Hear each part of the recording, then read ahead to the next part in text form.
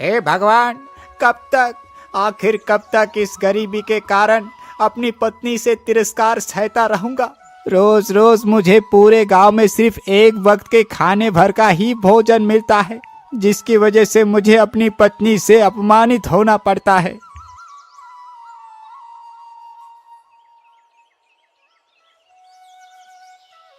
अरे पंडित जी, क्या बात है? आजकल आप बहुत ज्यादा परेशान रहते हैं। अरे कुछ नहीं नंदू भाई, बस घर की ही चिंताओं में उलझा रहता हूँ। अच्छा ठीक है नंदू भाई, अब मैं चलता हूँ। हाँ हाँ, जाइए जाइए पंडित जी। कहीं आपको जरा सी भी देर हो गई तो पंडिताइन जी आपको मार मार कर आपका भर्ता बना देंगी। उन लोगों की यह बात सुनकर बेचारे देवनंद वहां से दुखी होकर चले जाते हैं।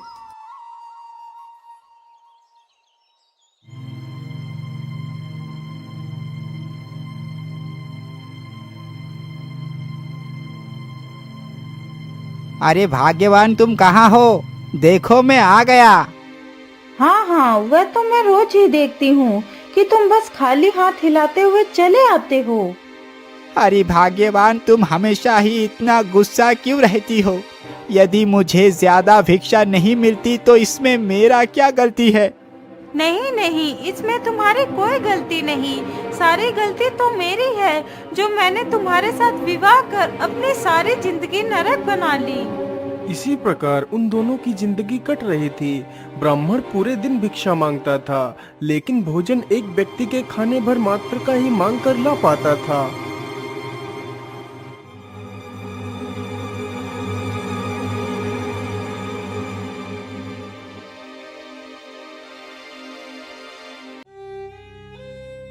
हे भगवान, रोज रोज मैं इस अपमान भरी जिंदगी से परेशान आ गया हूँ। या तो मैं ही मर जाऊं, या तो फिर ये मेरी दुष्ट पत्नी ही मर जाए। क्या करूं इस दुष्ट औरत से? अपना पीछा कैसे छुड़ाऊं? मुझे कोई ना कोई उपाय लगाना ही पड़ेगा। हाँ, ये ठीक रहेगा।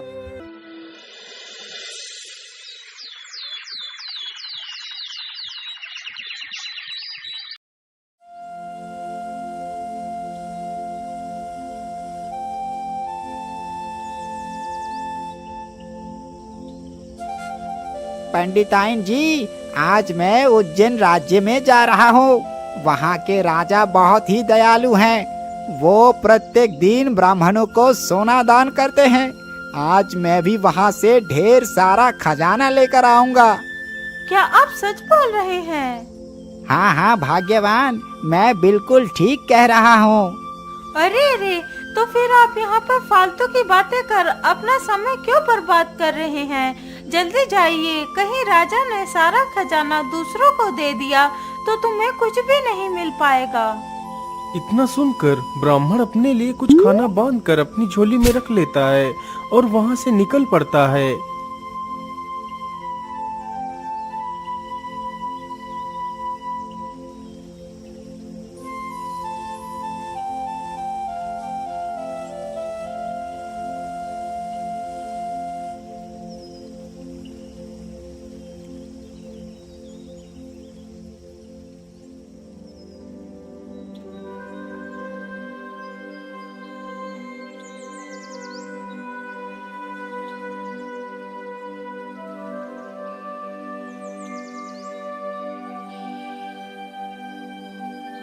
अरे राम राम राम, चलते चलते इतना दूर निकल आया, लेकिन ये तो पता ही नहीं है कि जाना कहाँ है।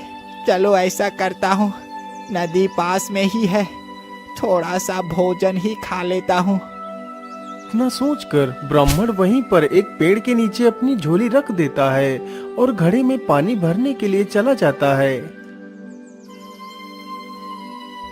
मेरे हिसाब से ये स्थान ठीक रहेगा। चलो यहीं से पानी भर लेता हूँ। इतना सोचकर वह ब्राह्मण अपना घड़ा पानी से भरने लगता है। पानी भरने के बाद वह वापस उसी पेड़ के पास लौट आता है और फिर आराम से अपना भोजन करने लगता है।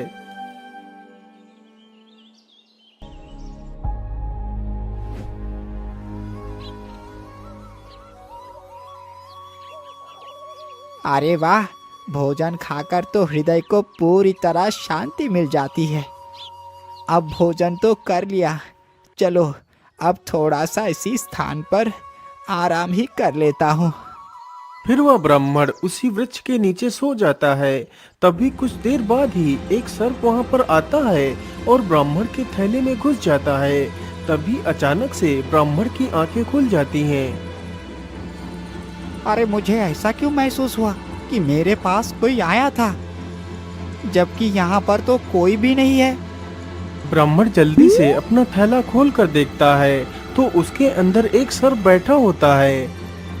अरे रे रे, राम राम राम राम राम, कितना भयानक सर्प है। मैं तो बाल बाल बच गया, नहीं तो ये सर्प मुझे मार ही डालता। वैसे इस सर्प को देखकर मेरे मन में एक ख्याल आया है। मैं ऐसा करता हूँ, इस सर्प को पकड़कर अपने घर ले चलता हूँ और इसे अपनी पत्नी को दे दूंगा। जैसे ही वो इस थैले को खोलेगी तो ये जहरीला सांप उसका काम तमाम कर देगा। इतना सोचकर ब्राह्मण उस थैले का मुख बांध देता है और उसे लेकर वापस घर की ओर लौट पड़ता है।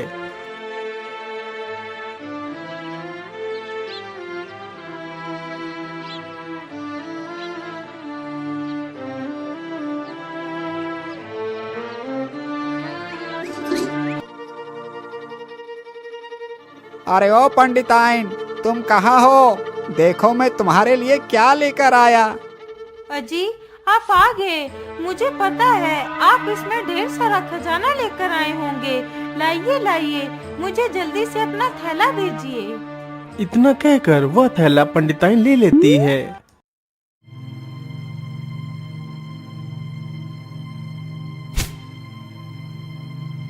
अरे रुको रुको भाग्यवान, इतनी भी जल्दी किस बात की है?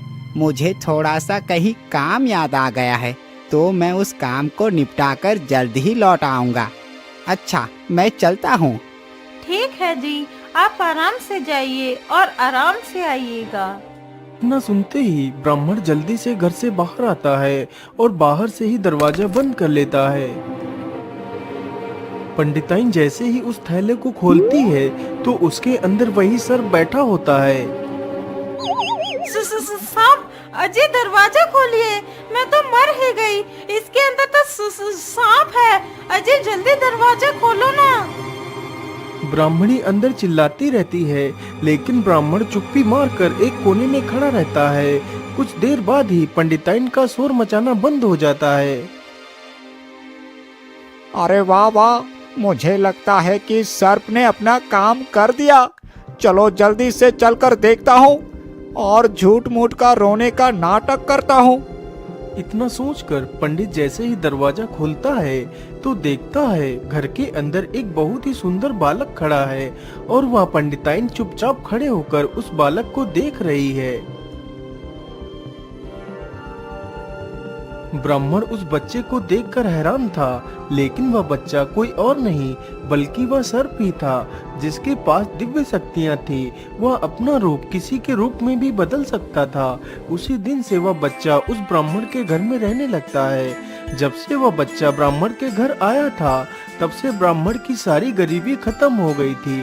अब पंडित और पंडिताइन जो भी इच्छा करते वह तुरंत पूरी हो जाया करती थी। बेटा, आज मेरा मन कुछ मीठा खाने को हो रहा है। तुम अपनी शक्तियों से मेरे लिए कुछ रसगुल्ले मंगवा दो। माँ का आदेश होते ही वह लड़का अपनी शक्तियों से एक थाली भर कर रसगुल्ले मंगवाता है। पंडित और पंडिताइन ने उस लड़के का नाम नाग्य राय रखा था।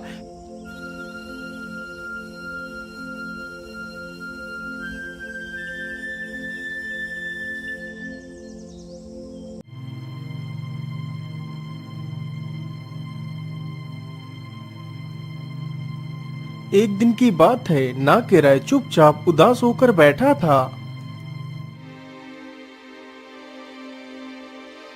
अरे बेटा, क्या बात है? आज तुम उदास होकर क्यों बैठे हो? क्या बात है पुत्र? पिताजी, मैं काफी दिनों से किसी पवित्र तालाब में स्नान करना चाहता हूँ, लेकिन मुझे कोई पवित्र तालाब नहीं मिल रहा। लेकिन पुत्र, यहाँ पर आसपास तो कोई भी ऐसा पवित्र तालाब नहीं है। हाँ, एक जगह ऐसा पवित्र तालाब है। तो फिर जल्दी बताइए पिताजी, वो तालाब कहाँ पर है? बेटा ऐसा तालाब तो हमारे राज्य के राजा के महल में ही है। तो फिर चलिए पिताजी, मुझे उस तालाब के पास ले चलिए। अरे नहीं पुत्र, उस तालाब में तुम स्नान नहीं कर पाओगे। यदि राजा को पता चल गया तो राजा हमें फांसी पर ही चढ़ा देगा। अरे पिताजी, आप इतने चिंता क्यों करते हैं? आप तो जानते हैं मेरे पास दिव्य शक्तियाँ हैं, वहाँ पर मुझे कोई भी नहीं देख पाएगा। अच्छा ठीक है बेटा, चलो मैं तुम्हें वहाँ पर ले चलता हूँ। फिर वे दोनों राजमहल के लिए निकल पड़ते हैं।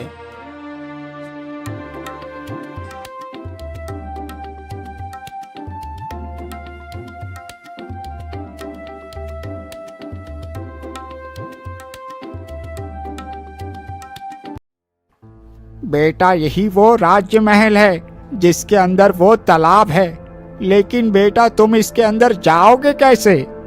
पिताजी अब चिंता ना करें, बस मैं एक छिद्र ढूंढ रहा हूँ जिसके माध्यम से मैं अंदर जा सकूं।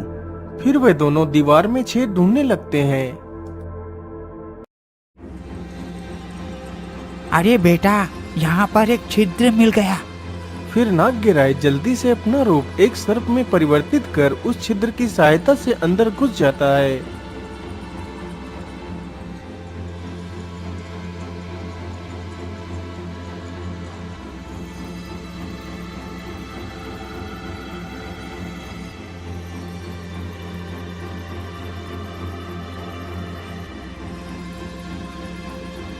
अरे वाह, ये तालाब तो कितना सुंदर है। चलो मैं जल्दी से स्नान करके यहाँ से निकल जाता हूँ। इतना सोचकर नागराय तालाब में स्नान करने लगता है। तभी बगीचे में टहल रही राजकुमारी के कानों में पानी की आवाज जाती है। अरे बहन, इतनी जोर जोर से पानी की आवाज आ रही है। मुझे लगता है हमारे सरोवर में कोई स्नान कर रहा है। तुम जल्दी से जाओ और देख कर आओ तालाब में कौन स्नान कर रहा है। फिर वह दासी जल्दी से तालाब पर जाती है तो उसे तालाब में कोई भी नहीं दिखाई पड़ता, क्योंकि जब तक दासी तालाब पर पहुंचती है तब तक वह लड़का वहां से जा चुका था। लेकिन राजकुमारी जी, तालाब में तो कोई भी नहीं था। लेकिन ऐसा कैसे हो सकता है? मैंने तो साफ साफ सुना था कि सरोवर में किसी के स्नान करने की आवाज आ रही थी।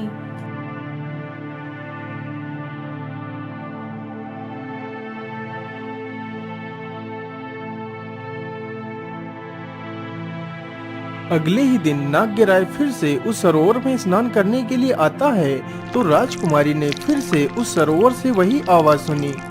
अरे ये क्या, आज फिर से वही आवाज आ रही है। मैं ऐसा करती हूँ, आज मैं खुद सरोवर के पास जाकर देखती हूँ। इतना कहकर राजकुमारी सरोवर के पास जाती है तो देखती है कि नागराय बड़े ही आनंद से सरोवर में स्नान कर रहा है। अरे वाह, ये युवक कौन है? ये तो कितना सुंदर और आकर्षक है। काश कि ये मेरा पति बनता। लेकिन ये है कौन और राजमहल के अंदर आया कैसे? मैं ऐसा करती हूँ, आज मैं इसका पीछा करती हूँ और देखती हूँ यह कहाँ जाएगा। राजकुमारी ने ऐसा ही किया। नागराय जल्दी से स्नान कर वहां से जाने लगता है तो राजकुमारी उसका पीछा करते करते उसके घर तक चली जाती है। अच्छा, तो ये युवक पंडित देवनंद का पुत्र है। माँ, आज मैं आपसे कुछ मांगना चाहती हूँ। क्या आप मेरी इच्छा को पूरा करेंगी? हाँ हाँ बेटी, मांगो, तुम्हें क्या चाहिए। मैं तुम्हारी प्रत्येक इच्छा को पूरा करने की कोशिश करूँगी। माँ, मुझे किसी युवक से प्रेम हो गया है और मैं उसे अपनी अंतरात्मा से अपना पति स्वीकार कर चुकी हूँ। इसलिए मैं चाहती हूँ मेरा विवाह उसी युवक के साथ हो। लेकिन बेटी, वह युवक है कौन? माँ, वह युवक हमारे राज्य के पंडित देवनंद का पुत्र है। लेकिन पुत्री, एक ब्राह्मण भला तुमसे विवाह कैसे कर सकता है? महारानी के लाख समझाने पर भी राजकुमारी नहीं मानती। फिर महारानी यह बात राजा को बताती है। अरे नहीं महारानी, आप ये कैसी बात कर रही हैं? क्या कभी जमीन और आसमान आपस में मिल सकते हैं? कहाँ वो दरिद्र ब्राह्मण और कहाँ मैं, एक राजा। भला ये रिश्ता कैसे हो सकता है? नहीं पिताजी, यदि मेरा विवाह उसके साथ नहीं हुआ तो मैं अपने प्राण त्याग दूंगी। राजकुमारी की यह बात सुनकर राजा भयभीत हो जाता है, कहीं उसकी इकलौती बेटी आत्महत्या न कर ले। अच्छा ठीक है राजकुमारी, तुम दुखी मत हो। मैं तुम्हारा विवाह उसी युवक से कराऊंगा। सैनिकों, पंडित देवनंद के घर जाइए और पूरे सम्मान के साथ उन्हें यहाँ लेकर आइए। राजा का आदेश होते ही सैनिक पंडित देवनंद के घर पहुंच जाते हैं। अरे पंडित जी, आप हमारे साथ चलिए, आपको महाराज ने बुलाया है। लेकिन महाराज ने मुझे क्यों बुलाया है? कहीं महाराज को पता तो नहीं चल गया कि नाग्यराय उनके सरोवर में रोज स्नान करने के लिए जाते हैं? आज तो महाराज मुझे नहीं छोड़ेंगे। अरे क्या हुआ पंडित जी, आप कहाँ खो गए? कहीं नहीं सैनिक भाई, चलो आपके साथ चलता हूँ। इतना कहकर पंडित देवनंद सैनिकों के साथ राजमहल में पहुंच जाते हैं। बोलिए महाराज, क्या बात है? आपने हमें क्यों याद किया? पंडित जी, मैं आपसे अपनी पुत्री भानुमति के बारे में कुछ बात करना चाहता हूँ। बोलिए महाराज, आप क्या पूछना चाहते हैं? पंडित जी, हमारी पुत्री आपकी पुत्र से प्रेम करती है, इसीलिए मैं अपनी पुत्री का विवाह आपके पुत्र के साथ करना चाहता हूँ। राजा के मुख से यह बात सुनकर ब्राह्मण की खुशी का कोई ठिकाना ही नहीं रहता। महाराज, आप धन्य है महाराज, जो इस दरिद्र ब्राह्मण को इस काबिल समझा। मुझे ये रिश्ता मंजूर है महाराज। फिर बड़े ही धूमधाम से नाग्यराय का विवाह उस राजकुमारी के साथ हो जाता है। राजा ने अपनी पुत्री भानुमति के लिए एक सुंदर सा महल बनवा दिया, तो नाग्यराय और राजकुमारी तथा वह ब्राह्मण पूरा परिवार उस महल में ही रहने लगता है। उधर नाग्यराय की नाग पत्नियां, जो कि उस नदी में रहती थीं, काफी समय से जब नाग्यराय वापस नहीं गया तो उन्हें अपने पति की चिंता हुई।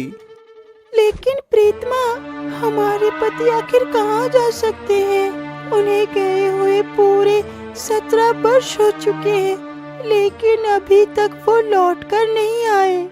अरे बहन, मुझे पता चला है कि हमारे पति ने पृथ्वी पर दूसरा विवाह किया है, जिसका नाम भानुमति है।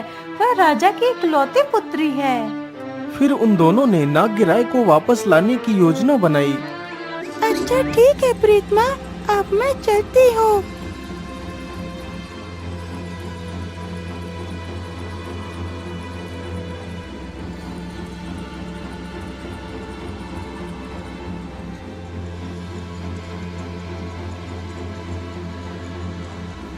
नागरूपणी नदी से बाहर निकलकर अपना वेश बदलकर एक गरीब दुखियारी औरत बन जाती है और नाग्यराय के महल के पास पहुंच जाती है।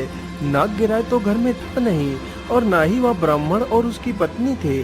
घर में तो सिर्फ राजकुमारी भानुमति ही थी।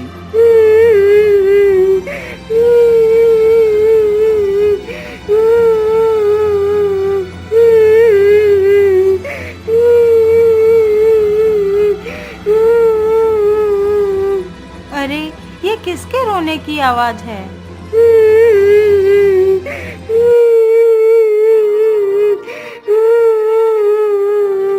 अरे, आप कौन हैं और आपको क्या कष्ट है? आप रो क्यों रही हैं?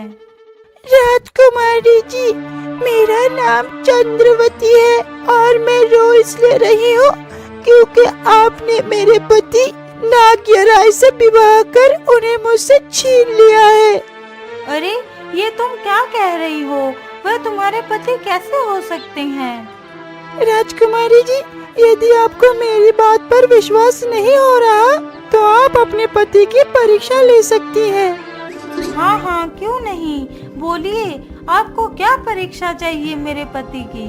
राजकुमारी जी, आप अपने पति को पास की नदी में उतरने को कहिए। यदि वो पानी में डूब गए तो वे आपके पति नहीं है, मेरा पति है। और यदि पानी में नहीं डूबे तो वो आपके ही पति है। इतना कहकर वह औरत वहां से चली जाती है। जब नाग्यराय वापस घर आता है तो देखता है कि राजकुमारी उससे बात नहीं कर रही है। भानुमति, आज आप मुझसे बात क्यों नहीं कर रही है? क्या बात है? मैं आपसे बात इसलिए नहीं कर रही क्योंकि आपने मुझे धोखा दिया है। लेकिन प्रिय, मैंने तुम्हें क्या धोखा दे दिया? फिर भानुमति सारी कहानी राजकुमार को बताती है। अरे प्रिय, तुम्हें ऐसे किसी भी स्त्री की बातों पर विश्वास नहीं करना चाहिए। नहीं जी, यदि आप गलत नहीं हैं, तो आपको इसका प्रमाण देना होगा। आपको कल सुबह ही पास की नदी में उतरना होगा। यदि आपको कुछ नहीं हुआ, तभी मैं मानूंगी कि आप सत्य कह रहे हो। दोनों में काफी देर तक बहस होती है। अंततः नागराय को राजकुमारी के सामने झुकना ही पड़ता है। अच्छा ठीक है, तुम जैसा कहोगी मैं वैसा ही करूँगा।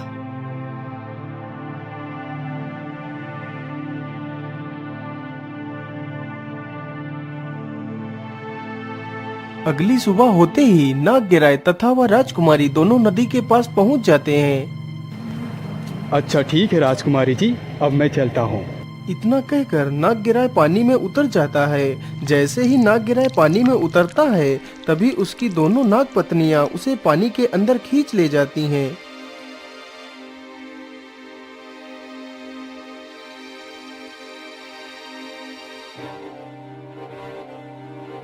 नागराय, तुम कहाँ चले गए?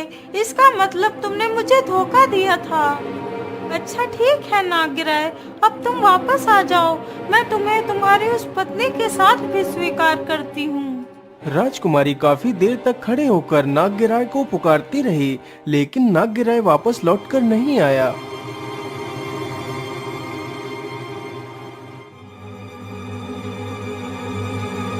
हे भगवान, आपने मेरी सारी खुशियाँ तो छीन ही ली है। अब मैं जिंदा रहकर क्या करूँगी? हे प्रभु, अब मुझे भी मौत दे दो।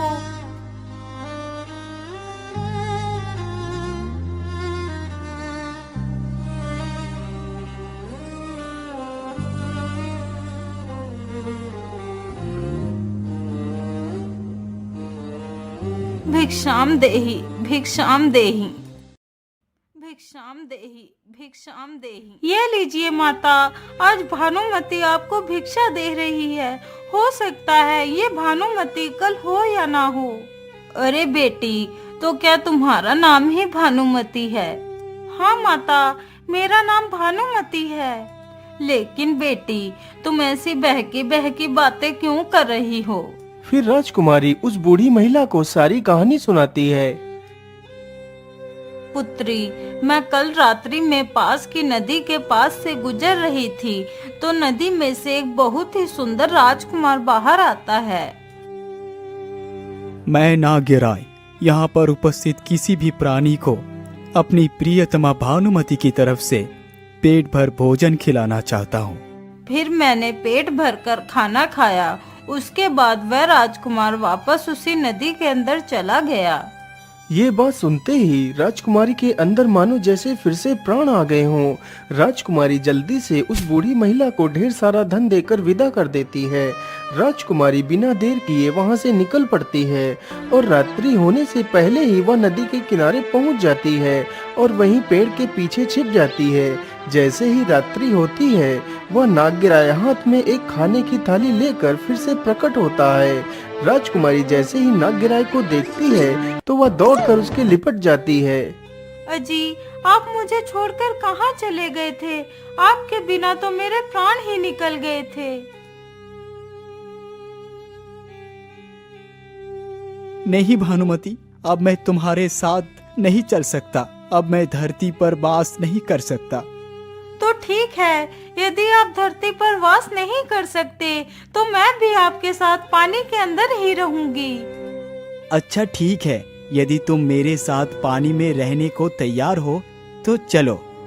फिर नागराय और भानुमति दोनों नदी के अंदर चले जाते हैं। फिर वह चारों खुशी खुशी अपना जीवन व्यतीत करने लगते हैं। उधर पंडित और पंडिताइन का लड़का जब वापस अपने देश लौट जाता है, तो वह दोनों ढेर सारा खजाना लेकर वहां से किसी दूसरे शहर चले जाते हैं।